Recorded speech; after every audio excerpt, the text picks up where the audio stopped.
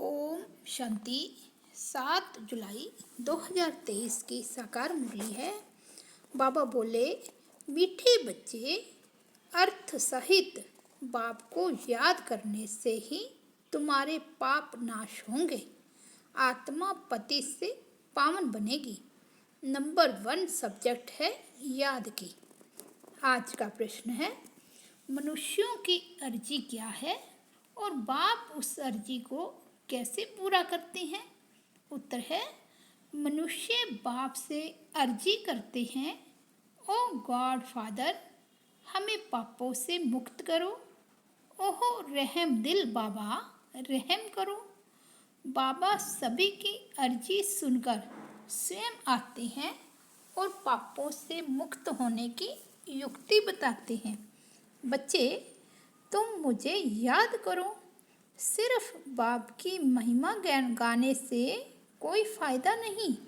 चरित्र गाने नहीं है, लेकिन राज योग सीखकर चरित्रवान बनना है। आज गीत बजा है, भोलेनाथ से निराला कोई और नहीं, बिगड़ी को बनाने वाला कोई और नहीं। ओम शांति। यह महिमा किसकी सुनी? बिगड़ी को बनाने वाले की। आधि मध्य अंत की नॉलेज सुनाने वाला वह है ऊंच ते ऊंच। जब कोई समझने के लिए आते हैं तो हमेशा उनको पहली बात समझानी है कि ऊंच ते ऊंच भगवान गाया जाता है। ऊंच ते ऊंच उनका नाम भी है। ऊंच ते ऊंच उनका ठाव अर्थात रहने का स्थान भी है। ग्रंथ में भी है, ऊंचा जिसका नाम, ऊंचा जिसका ठाव, ऊंच ते ऊंच रहने वाला है परम पिता परमात्मा। वह है निराकारी दुनिया, जहाँ निराकार परम पिता परमात्मा रहते हैं। फिर नीचे है अकारी और साकारी दुनिया। तो पहले पहले परिचय उनका देना है। परम पिता परमात्मा तो है ही ट्रूथ, वह है रचयिता। फिर है उनकी रचना, ऊंच ते ऊंच बीज रूप।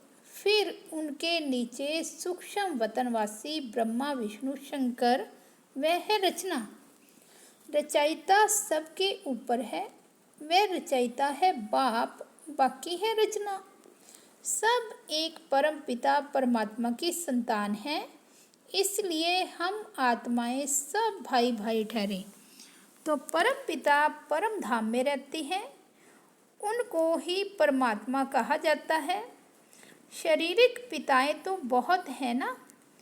पहले पहले परिचय देना है रूहानी बाप का, उनकी है सब रचना।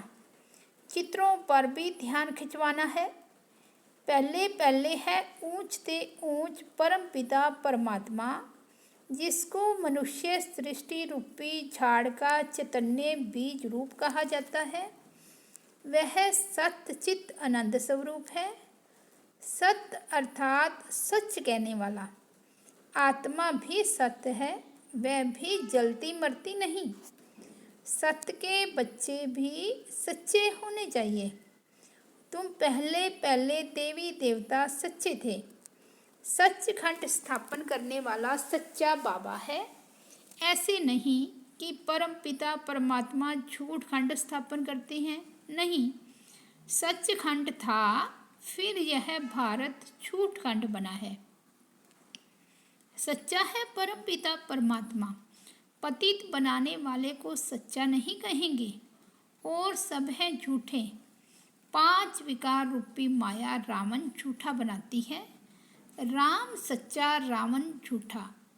रावण ही भारत को झूठा बनाते हैं। कहानी सारी भारत पर है। समझाना है भारत स्वर्ग था, अब नरक है। बाप को स्वर्ग बनाने वाला, बाप को स्वर्ग बनाने वाला और स्वर्ग का रचयिता कहा जाता है। महिमा भी भारत की है। आदि मध्य अंत का ज्ञान तुमको सुनाते हैं, जिससे तुम तरकालदर्शी बनते हो। इसको कहा जाता है सुदर्शन चक्र। तुम जानते हो कि हम आत्माएं फिर से परम पिता परमात्मा से वर्षा ले रही हैं। गाया भी जाता है, आत्माएं और परमात्मा अलग रहे बहुकाल। अभी यह मिलन बहुत सुंदर मंगलकारी है। तुम पहले पहले बाप का परिचय देते हो। रचयिता बाप को सर्वव्यापी कहने से फिर यह सिद्ध नहीं होता कि हम सब बच्चे हैं।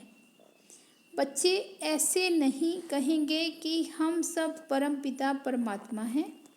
सर्वव्यापी कहने से बाप के साथ वह लव नहीं रहता, न बुद्धि योग रहता है।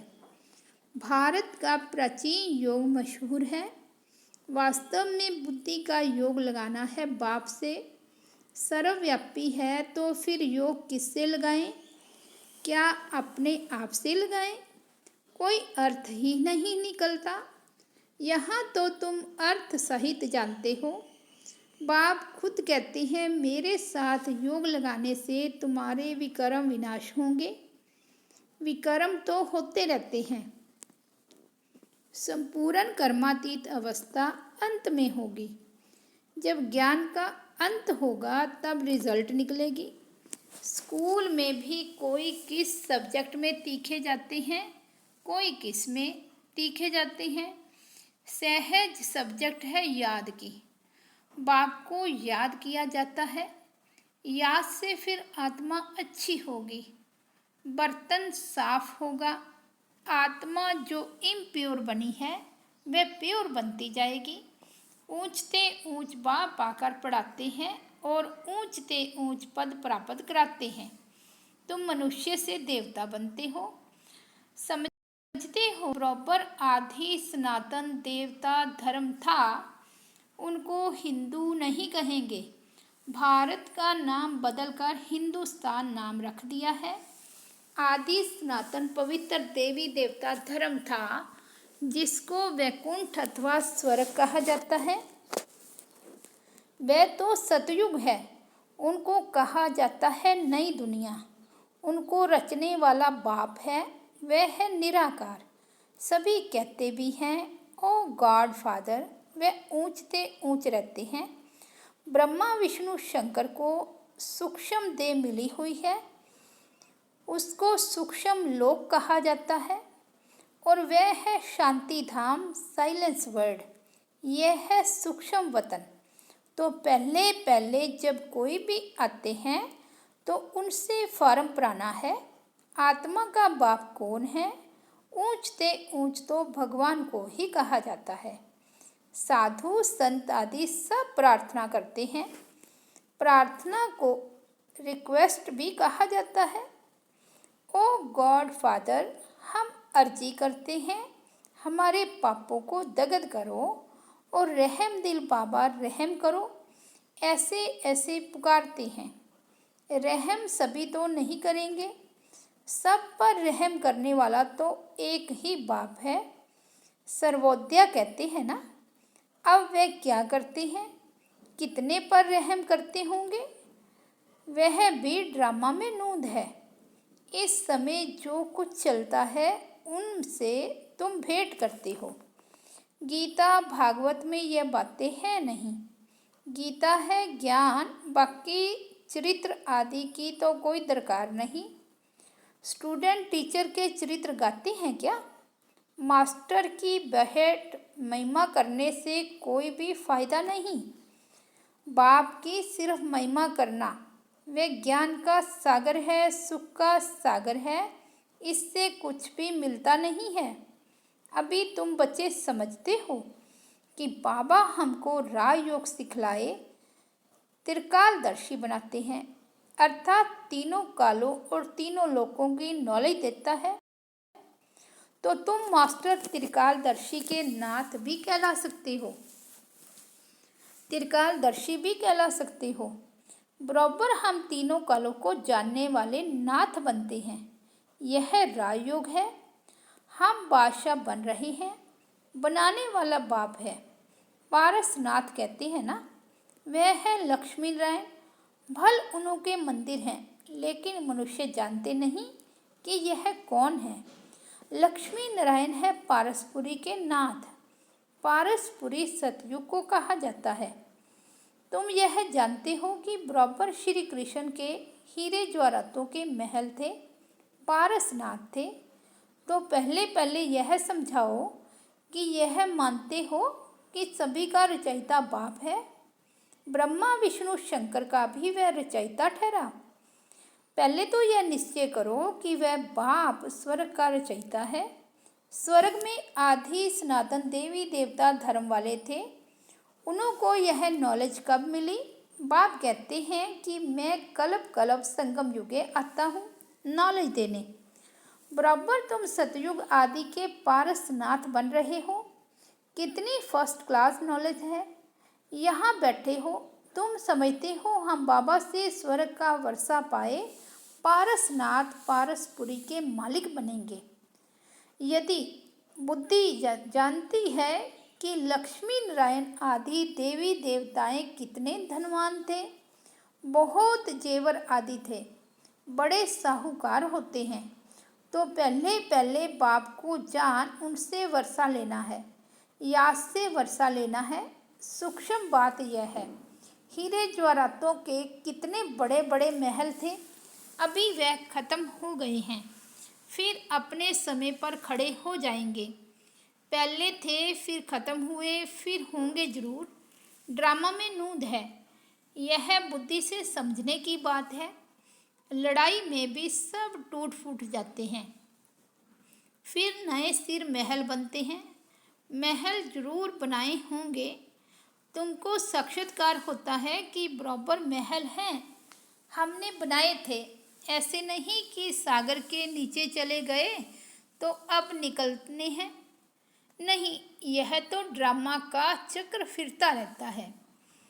वे समझते हैं कि लंका रावण की अथवा सोने की द्वारका नीचे चली गई है जो फिर निकलेगी, परंतु ऐसे है नहीं। अभी तुम द्वारका के मालिक बन रहे हो। कितने माला माल थे, धन दौलत सब था, अब सब गायब हो गया है, सब ले गए। फिर ऐसे ही होगा। पहले पहले बाप का परिचय देकर फिर चक्कर का राज समझाना है कि यह कैसे फिरता है। सतयुग की स्थापना बाप ही करेंगे। अब बाबा सन्मुख बैठ कहते हैं, मुझे याद करो। इस याद की योग अग्नि से ही तुम पति से पावन बनते हो, और कोई उपाय नहीं है। योग अग्नि से आत्मा पति से पावन बनती है। पति पावन बाप ही आकर पावन दुनिया स्थापन करते हैं। फिर तुम गंगा के लिए क्यों कहते हो कि यह पतित पावनी है? जप तप गंगा स्नान आदि करना, यह सब भक्ति मार्ग की सामग्री है। भक्ति मार्ग पहले अव्यभिचारी था, फिर व्यभिचारी बना है। आधा कल्प लगा है व्यभिचारी बनने में। 16 कला से 14 कला, फिर कलाएं कम होती जाती है। यह ज्ञान सागर बाप समझाते हैं। ब्रह्मा विष्णु शंकर को ज्ञान सागर मनुष्य सृष्टि का बीज रूप नहीं कहा जाता। परम पिता कहने से बुद्धि ब्रह्मा विष्णु शंकर तरफ नहीं जाती है। आत्माएं परम पिता परमात्मा बाप को ही याद करती रहती है। जब उन्हों को दुख होता है, सतयुग में सुख है तो कोई भी पुकारता नहीं। अब आत्माएं जानती हैं कि आधा कल्प से दुख पाया है, अभी फिर स्वर्ग में जाएंगे, वहाँ कोई भी दुख नहीं। इसलिए सतयुग में बाबा को याद करने की दरकार नहीं रह पड़ती। ड्रामा अनुसार बाबा हमको सुख का वर्षा देकर ही जाएंगे। मनुष्य जब बूढ़े होते हैं तो वानप्रस्थ में जाकर बैठते हैं, गुरु करते हैं। यहाँ तो बाप स्वयं आकर सतगुरु बनते हैं, कहते हैं कि तुम सबको साथ ले जाऊंगा। ऐसे और कोई भी कह ना सके। साथ में तो कोई भी नहीं ले जाएंगे। हर एक को पुनर्जन्म जरूर लेना पड़े। पार्ट में तो आना ही है। मैं तो घड़ी घड़ी जन्म नहीं लेता हूँ। अगर मैं भी घड़ी घड़ी जन्म लूँ तो तमो प्रधान बन जाऊँ। आत्मा ही इम्प्योर बनती है, आत्मा में खाद पड़ती है। गोल्डन एज, सिल्वर एज अक्षर अभी हैं, बराबर अभी आयरन एज है। अब संगम है, बाप को जरूर आना ही है। पुराने सृष्टि को नया बनाना यह बाप का ही काम है। बाप ही पतित पावन है, अर्थात सृष्टि को बदलने वाला है। सृष्टि का रचयिता नहीं, बदलने वाला है। रचने वाला कहने से मनुष्य समझते हैं बड़ी प्रलय होगी। पतित पावन अक्षर ठीक है। साधु लोग भी गाते हैं पतित पावन सीताराम। ऐसे तो कभी नहीं कहते कि पतित पावनी गंगा। पतित पावन कहने से बुद्धि परमात्मा की तरफ चली जाती है। गंगा नदी तो वहाँ भी होती है, परंतु वहाँ सब चीज़ें सतो प्रधान हो जाती है। गंगा भी सतो प्रधान, यहाँ तो तमो प्रधान है, फ्लड्स आदि कर देती है, गावड़ों को डुबो देती है। ब्रह्मपुत्रा कितने गांवों को डुबो देती है। यह है ही दुखधाम। सतयुग में थोड़े ही दुख भोगेंगे, वहाँ तो नए सिर अपना रास्ता लेकर चलेगी। यहाँ रास्ता छोड़ देती है, कभी किस तरफ चली जाती है। वहाँ 5 तत्व सतो प्रधान होने कारण जल भी कभी दुख नहीं देता, यहाँ जल भी दुख देता है। पहले तो यह समझना है कि स्वर्ग का सुख देने वाला कौन है, जरूर बाप ही होगा। अभी तो नरक है, बाप आया है। हम प्रजापिता ब्रह्मा के बच्चे, ब्रह्मा कुमार कुमारियां हैं। प्रजापिता ब्रह्मा हो तब तो नई सृष्टि रचे। मनुष्य से देवता किए, कर्तन लागी वार किसने किया, परम पिता परमात्मा ने। श्री कृष्ण तो स्वयं देवता है, बाप ही आकर मनुष्य को देवता बनाते हैं। यह तुम अभी जानते हो, आगे तो सिर्फ गाते थे मनुष्य से देवता किए, जानते नहीं थे कि सतयुग किसने स्थापन किया, रचयिता कौन है। सतयुगी सृष्टि फिर कलयुगी बन जाती है तो तुम बच्चे समझ गए हो कि यह बड़ा मांडवा है आकाश तत्व का, इसमें खेल रहता है। ओपन स्टेज चाहिए ना। मनुष्य पार्ट बजाते हैं तो रोशनी भी चाहिए, इसके लिए फिर सूर्य चांद सेवा करते हैं, सितारे भी चमकते हैं। जब रात होती है तो रोशनी अर्थात सुख देते हैं, इसलिए सूर्य देवता चांद देवता कहते हैं, रोशनी आदि का सुख देते हैं ना। अच्छा, मीठे मीठे सिकी लदे बच्चों प्रति माता पिता बाप दादा का याद प्यार और गुड मॉर्निंग। रूहानी बाप की रूहानी बच्चों को नमस्ते। हम रूहानी बच्चों की रूहानी बाप दादा को याद प्यार, गुड मॉर्निंग और नमस्ते। धारणा के लिए मुख्य सार, फर्स्ट पॉइंट है ड्रामा के चक्र को यथार्थ रीति समझकर पुरुषार्थ करना है। बाप समान रहम दिल बन सभी पर रहम करना है। सेकंड पॉइंट है बाप सचखंड स्थापन कर रहे हैं, इसलिए सच्चा होकर रहना है। बाप की याद से आत्मा को स्वच्छ बनाना है। आज का वरदान है सेवा की भावना द्वारा अमर फल प्राप्त करने वाले सदा माया के रोग से मुक्त भव। जो बच्चे संगम युग पर प्रभु फल, अविनाशी फल, सर्व संबंधों के स्नेह के रस का फल खाते हैं, वे सदा ही माया के रोग से मुक्त रहते हैं।